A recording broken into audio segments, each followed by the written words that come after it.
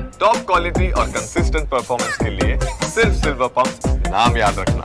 વડાપ્રધાન નરેન્દ્રભાઈ મોદીએ થોડા સમય પહેલા જીએસટી ઘટાડા માટેની જાહેરાત કરી હતી કે 22 સપ્ટેમ્બરથી દેશની 400 જેટલી વસ્તુઓ અને સેવાઓ પર ટેક્સ ઘટાડવામાં આવશે, જેમાં સરકારી સૂચના અનુસાર હવે નવા ભાવે માલ ઉપલબ્ધ પણ થશે।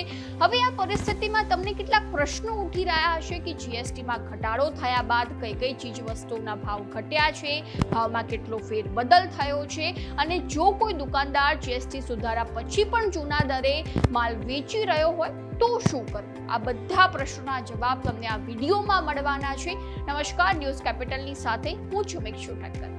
પહેલા આપણે જાણી લઈએ કે જીએસટીમાં સુધારા બાદ કઈ કઈ ચીજ વસ્તુઓ સસ્તી થઈ છે, જેમાં પહેલા તો આપણા રોજિંદા જીવનમાં વપરાતી ચીજ વસ્તુઓ જેમ કે પનીર, માખણ, ઘી, ડ્રાયફ્રૂટ્સ, કોફી, દૂધ, નમકીન અને બિસ્કિટમાં પહેલા 12%થી 18% ટેક્સ લગાડવામાં આવતો હતો, એટલે કે 12થી 18% જીએસટી વસૂલવામાં આવતો હતો। પરંતુ હવે એ જીએસટીમાં સુધારો કર્યા બાદ આ રોજિંદી ચીજ વસ્તુઓમાં માત્ર 5% જ વસૂલ કરવામાં આવશે। ત્યારબાદ જો મેડિકલ ક્ષેત્રની વાત કરવામાં આવે તો ગ્લુકોમીટર જેવી મોટા ભાગની દવાઓ પહેલા 12%થી 18%ના ટેક્સ સ્લેબમાં આવતી હતી, પરંતુ હવે પણ તેમાં જે છે તે ભાવ બદલ થયો છે, જેમાં હવે આ દવાઓમાં માત્ર 5% જીએસટી જ વસૂલવામાં આવશે।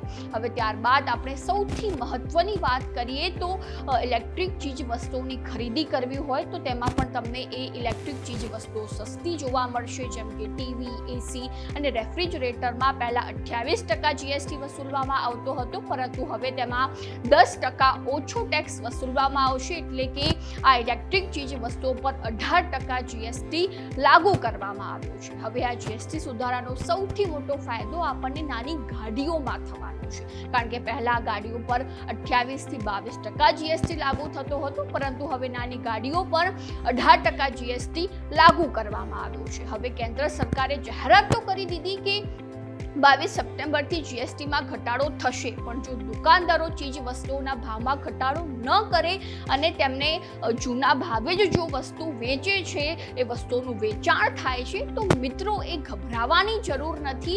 જો દુકાનદાર તમને જૂના ભાવ પ્રમાણે ચીજ વસ્તુઓનું વેચાણ કરે છે તો તમે તે માટે સરકારની વેબસાઇટ consumerhelpline.com government.in પર જઈને ફરિયાદ નોંધાવી શકો છો। અને તો હવે તમને એ પણ પ્રશ્ન થતો હશે કે વેબસાઇટ પર ફરિયાદ કેવી રીતે નોંધાવી, જેમાં સૌપ્રથમ તમારે આ વેબસાઇટ પર રજીસ્ટ્રેશન કરવું પડશે, ત્યારબાદ ઓટીપી સહિત લોગિન કરીને ફરિયાદનું સંપૂર્ણ વર્ણન લખવું પડશે, સાથે જરૂરી દસ્તાવેજો જેમ કે બિલ, ફોટોઝ વગેરે અપલોડ કરવા પડશે, અને તેની સાથે વેબસાઇટ વાપરવામાં જો મુશ્કેલી થતી હોય તો તમે સહેલાઈથી ટોલ ફ્રી નંબર 1915 ઉપર કોલ કરીને પણ તમારી ફરિયાદ નોંધાવી શકો છો। ત્યારબાદ જો વાત કરવામાં આવે મોબાઈલ નંબરની તો 88401915 આ ટોલ ફ્રી નંબર ઉપર તમે વોટ્સએપ પણ કરી શકો છો, કોલ પણ કરી શકો છો અને તમારી ફરિયાદ નોંધાવી પણ શકો છો। અને આવી જ અવનવી માહિતીને જાણવા માટે સતત ન્યૂઝ કેપિટલને ફોલો કરતા રહેજો અને સબસ્ક્રાઇબ કરતા રહેજો। નમસ્કાર।